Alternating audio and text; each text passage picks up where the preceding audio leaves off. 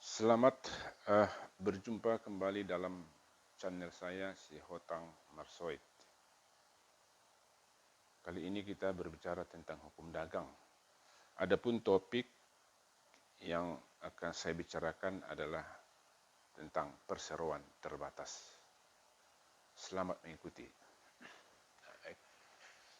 Nah, perseroan terbatas, ya. Nah, kita lihat dulu pengaturannya dan pengertian. Ya.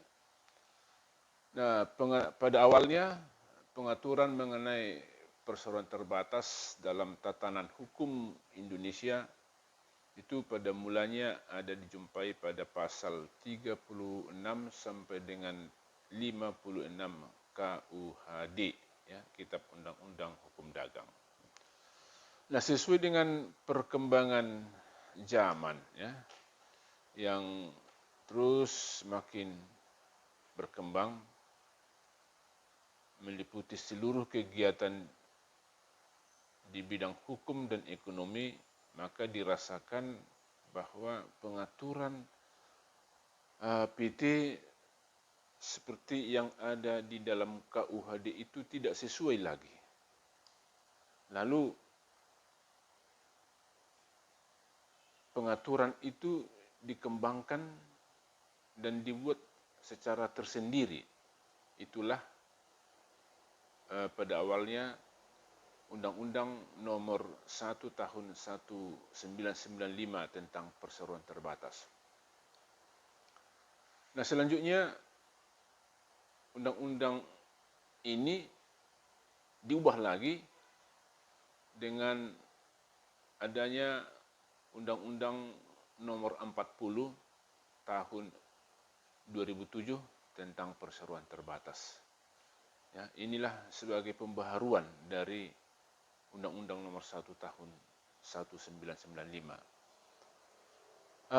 Di dalam WVK, Wetboek van Koophandel atau KUHD, sebenarnya ada dijumpai istilah Namlos Vennootschap atau disingkat dengan NV. Nah, NV ini menunjukkan perseroan terbatas. Ya. Jadi NV itu ada istilah NV, dan dulu memang masih ada terpampang nama NV itu, ya. NV itu diubah menjadi perseroan terbatas, ya. Tetapi sebenarnya tidak ada satu peraturan atau tidak ada undang-undang yang secara khusus dan resmi untuk memerintahkan dan mengubah sebutan Namlos Vennootschap itu hingga harus disebut menjadi perseroan terbatas. Jadi tidak ada satu perintah, ya, tidak ada satu perintah mengubah NV menjadi PT.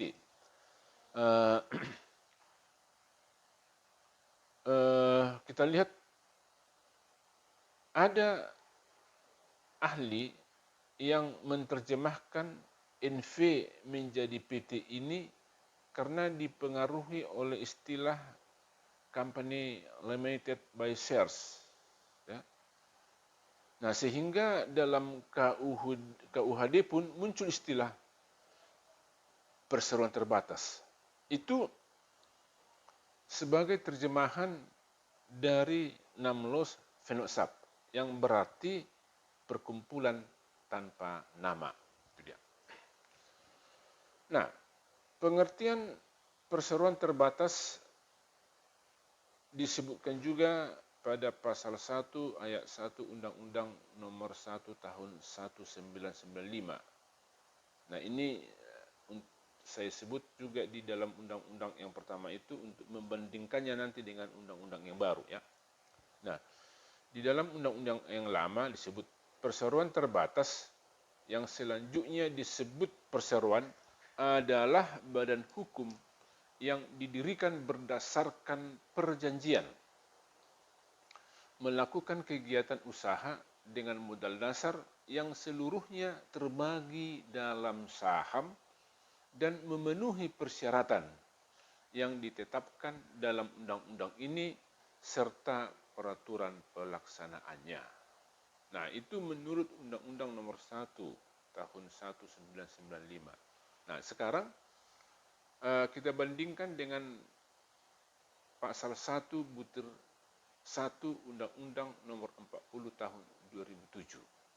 Nah, di situ disebutkan perseroan terbatas yang selanjutnya disebut perseroan adalah badan hukum yang merupakan persekutuan modal. Nah, jadi ada tertulis di situ persekutuan modal. Ya.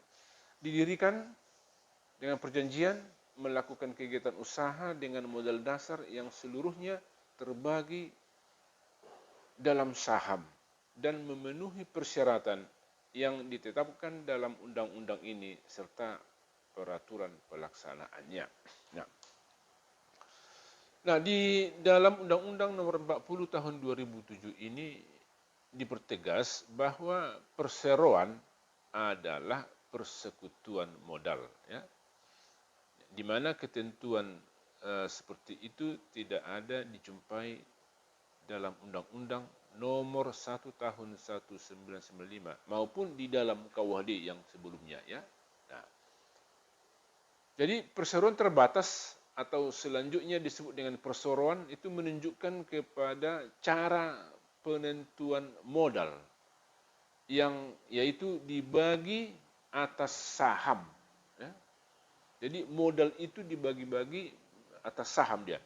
Nah, kata atau istilah terbatas ya itu menunjukkan kepada batas tanggung jawab pemegang saham, yaitu jumlah nominal saham yang dimiliki oleh pemegang saham tersebut. Nah, kemudian kata sero, ya sero, jadi perseroan terbatas tadi sudah saya sebutkan, ya, itu tanggung jawab itu hanya sebatas saham yang dimiliki. Nah, sero, nah kata sero sendiri sebenarnya menunjukkan saham. Nah, justru itu perseroan itu adalah modal yang dibagi atas sero atau saham. Nah, jadi modal di dalam suatu PT itu sudah ditentukan terlebih dahulu berapa ratus juta atau berapa miliar, ya. Kemudian modal ini nanti dipecah dia menjadi saham atau sero. Berapa lembar sahamkah modal yang disepakati itu, ya, modal berapa lembar sahamkah, lalu berapakah harga tiap lembar saham atau sero, ya, itu juga semua ditentukan di dalam anggaran dasar yang ada di dalam akte pendirian. Nah, jadi pengertian terbatas itu menunjukkan tanggung jawab yang hanya sebatas sahamnya atau sebatas sero yang dimiliki. Makanya disebut perseroan terbatas. Ya. Nah, sekarang bagaimana pendirian perseroan terbatas? Di dalam pasal 7 ayat 1 Undang-Undang Nomor 40 Tahun 2007 disebutkan begini. Perseroan didirikan oleh 2 orang atau lebih dengan akta notaris yang dibuat dalam bahasa Indonesia. Nah, ketentuan ini merupakan penjabaran pasal 1 butir 1 yang mensyaratkan berdasarkan perjanjian tadi. Ya. Jadi, mengapa harus minimal 2 orang? Tadi di dalam pengertian perseroan terbatas itu sudah disyaratkan didirikan berdasarkan perjanjian. Nah, jadi kalau dikatakan perjanjian berarti ada 2 pihak di situ. Minimal ada 2 pihak. Nah, makanya disebutkan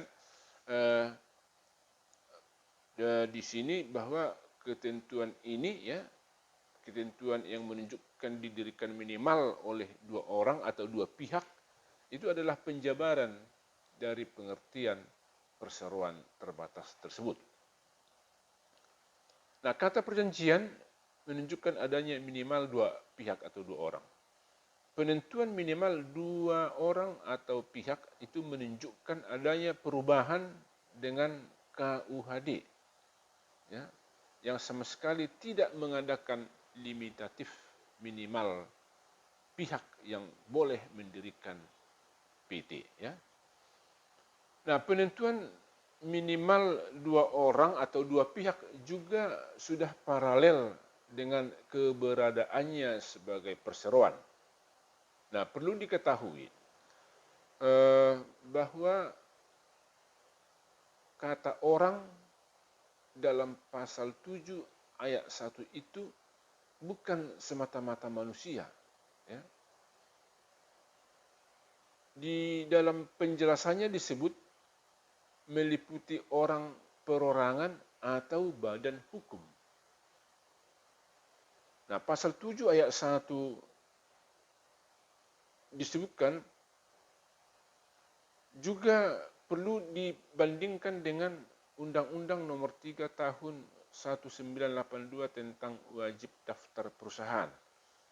Nah, di dalam Undang-Undang wajib daftar perusahaan ini disebutkan ya, atau menyebutkan pengusaha itu meliputi orang perorangan, persekutuan, dan badan hukum. Jadi ada 3 kategori pengusaha kalau menurut Undang-Undang wajib daftar perusahaan. Nah, itu kita bandingkan dengan pihak, ya, pihak yang boleh mendirikan perseroan terbatas. Ya. Nah, jadi ketentuan ini menunjukkan bahwa suatu persekutuan dalam arti hanya firma dan CP, ya, dapat menjadi satu pihak atau menjadi pemegang saham di dalam pendirian perseroan terbatas. Ya. Jadi bukan hanya orang perorangan, makanya saya katakan orang dan pihak. Jadi pihak itu boleh orang, boleh persekutuan dalam arti firma dan CP, dan boleh badan hukum atau perseroan itu sendiri. Ya. Nah, jadi itulah yang bisa menjadi pihak yang mendirikan suatu PT. Jadi yang mendirikan PT itu boleh, ya, orang perorangan join dengan firma, satu firma, join dengan satu CV, join dengan satu PT. Jadi ada 4 pihak, PT 1, ya, firma 1, CV 1, dan manusia 1, pengusaha dalam arti manusia. Nah, yang ini tentu diwakili oleh pengurus, ya, diwakili pengurus. Maka yang dengan demikian manusia sebagai pengusaha ditambah, ya, saham daripada firma, saham daripada CV, saham daripada PT, maka berdasarkan itu bolehlah mendirikan satu PT. Ya. Itu sekarang. Nah, akta notaris di dalam pendirian PT itu merupakan syarat mutlak. Jadi berbeda dengan firma, ya. Kalau firma itu bukan syarat mutlak, tapi kalau di dalam pendirian PT, akta notaris itu adalah syarat mutlak. Nah, akta dimaksud dalam hal ini adalah akta pendirian yang dibuat notaris. Nah, akta pendirian tersebut merupakan pernyataan perjanjian para pemegang saham yang dibuat secara otentik, yang sekaligus memuat anggaran dasar. Ya, jadi di dalam akta itu sudah ada anggaran dasar. Ya. Nah, ketentuan pasal 1 butir 1 ini selanjutnya diperkuat lagi dalam pasal 7 ayat 4 yang berbunyi sebagai berikut. Perseroan memperoleh status badan hukum pada tanggal diterbitkannya keputusan Menteri mengenai pengesahan badan hukum perseroan.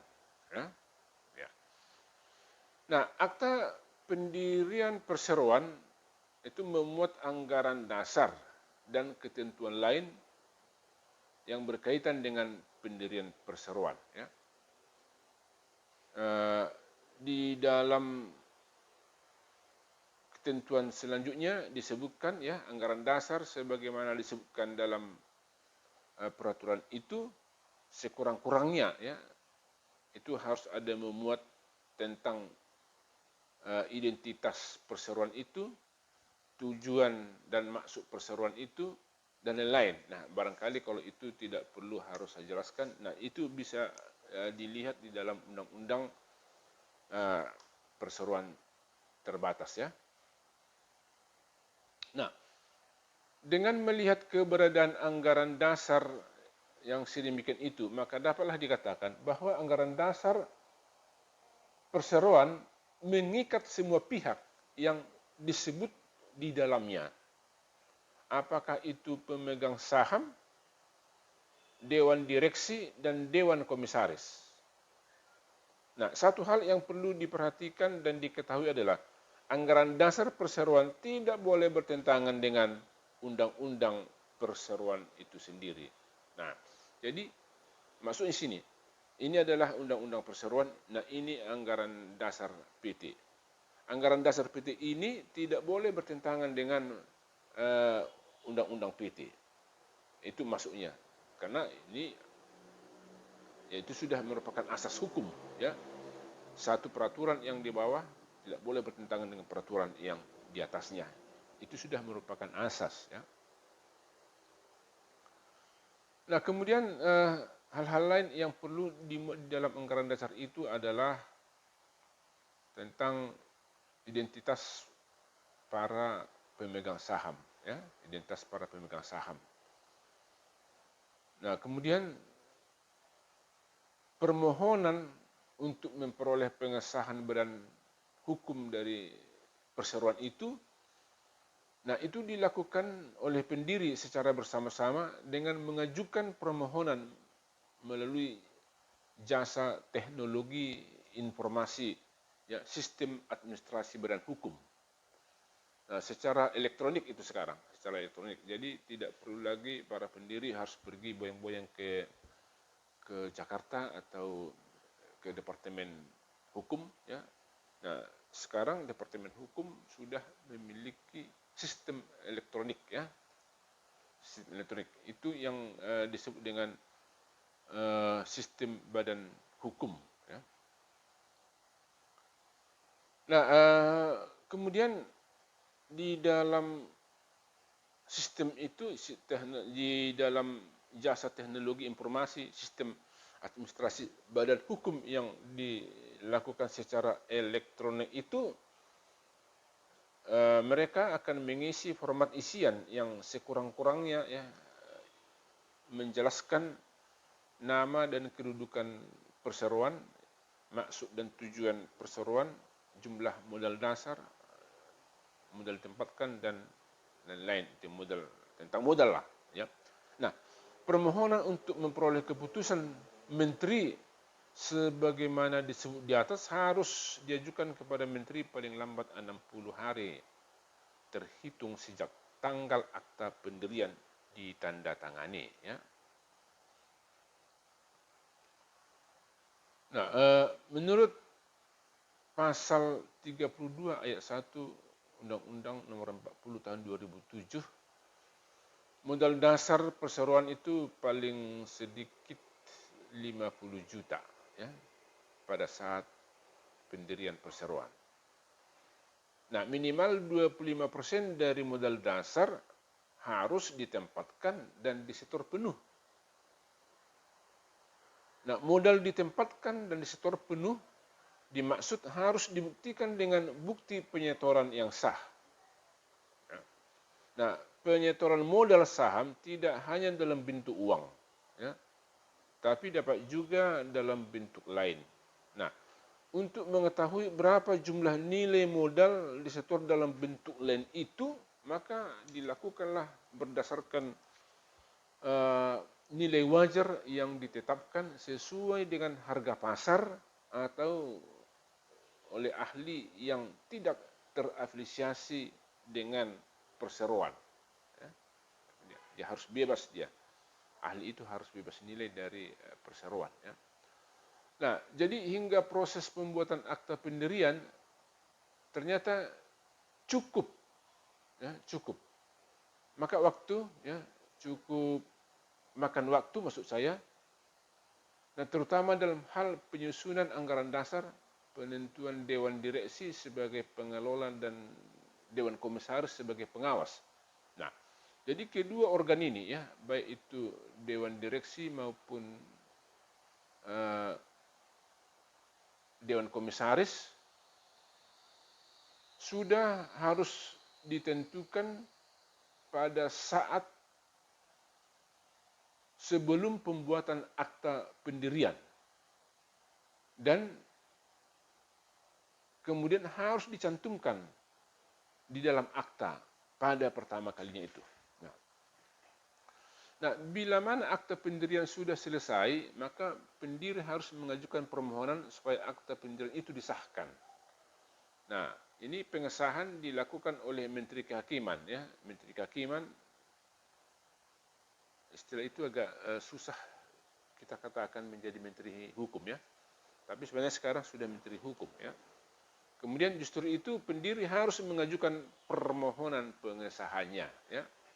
Nah, bila mana Menteri Hukum setuju, ya, atau Menteri Kehakiman setuju atas permohonan itu, maka perseroan tersebut sudah berbadan hukum.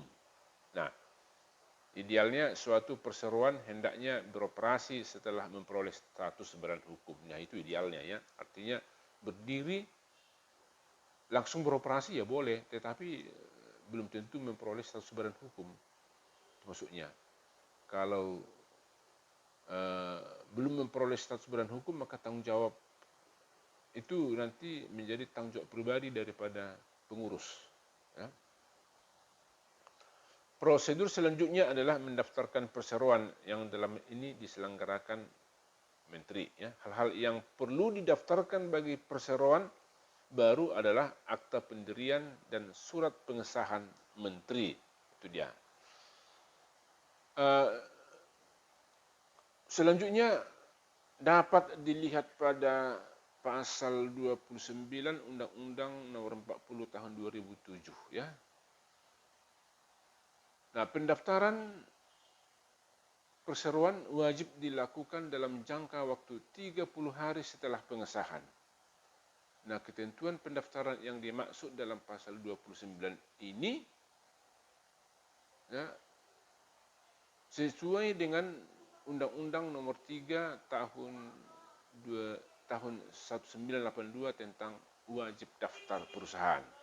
Nah, setelah perseroan didaftarkan, maka direksi wajib memohonkan agar perseroan diumumkan dalam tambahan berita negara.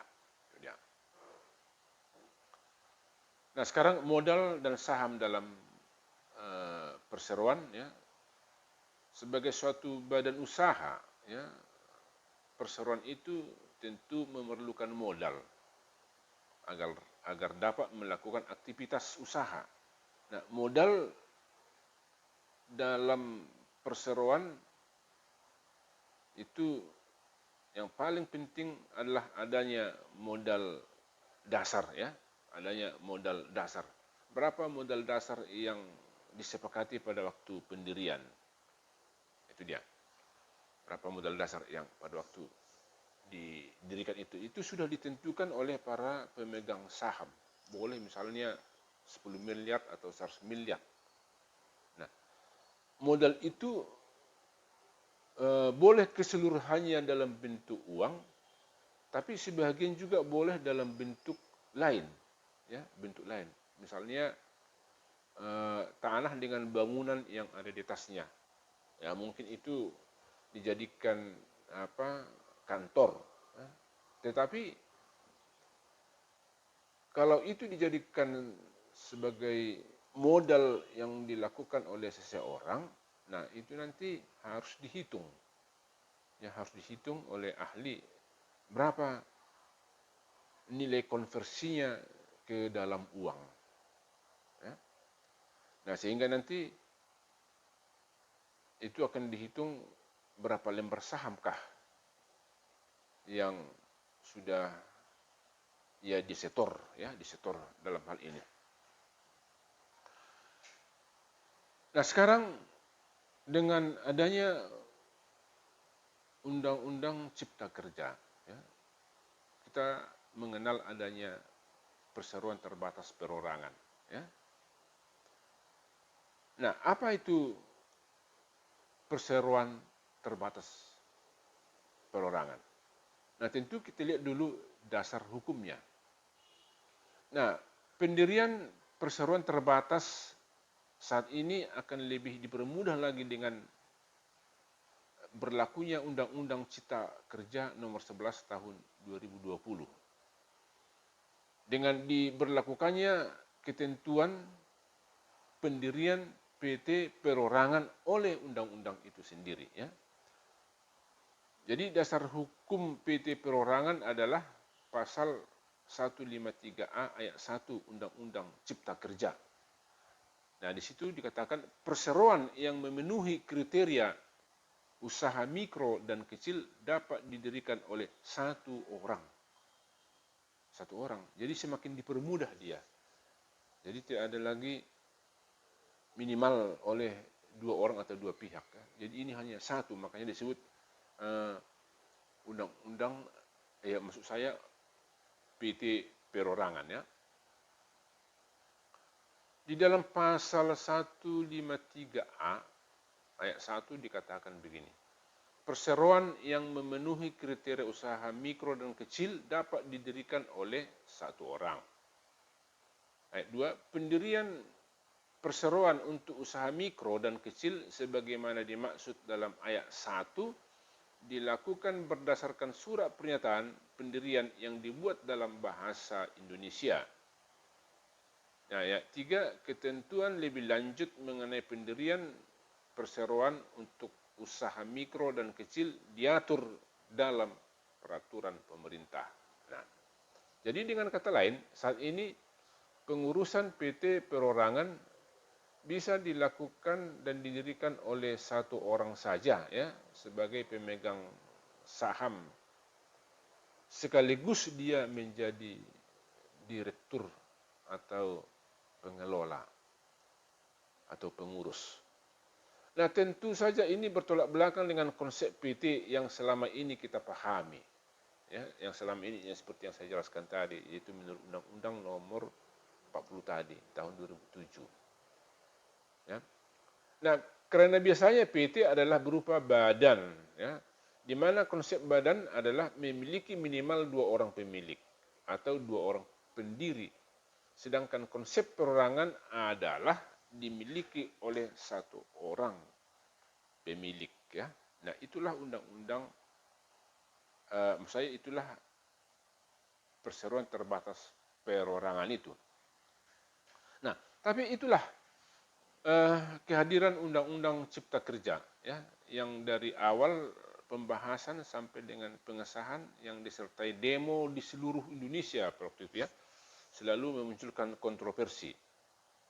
Nah, melalui Undang-Undang Cipta Kerja ini, pemerintah ingin menyederhanakan proses bisnis sehingga mampu menciptakan kemudahan bisnis, ya, serta mampu menciptakan banyak lapangan kerja.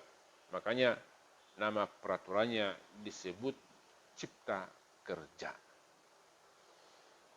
Nah, apa pengertian PT perorangan?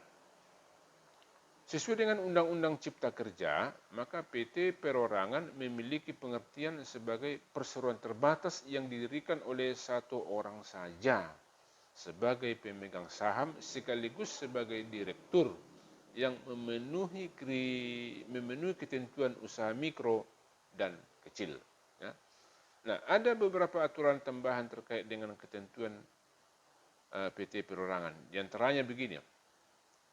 Di antaranya, Peraturan Pemerintah Nomor 8 Tahun 2021 tentang modal dasar perseroan serta pendaftaran, pendirian, perubahan dan pembubaran perseroan yang memenuhi kriteria untuk usaha mikro dan kecil.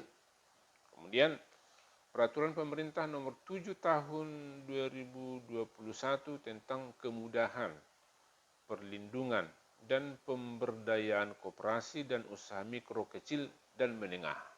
Itu dia. Nah, kriteria usaha mikro kecil, ya. Saya pikir sampai sini dulu. Saya akan sambung penjelasan berikut tentang PT, ya, baik PT yang umum maupun PT perorangan. Terima kasih.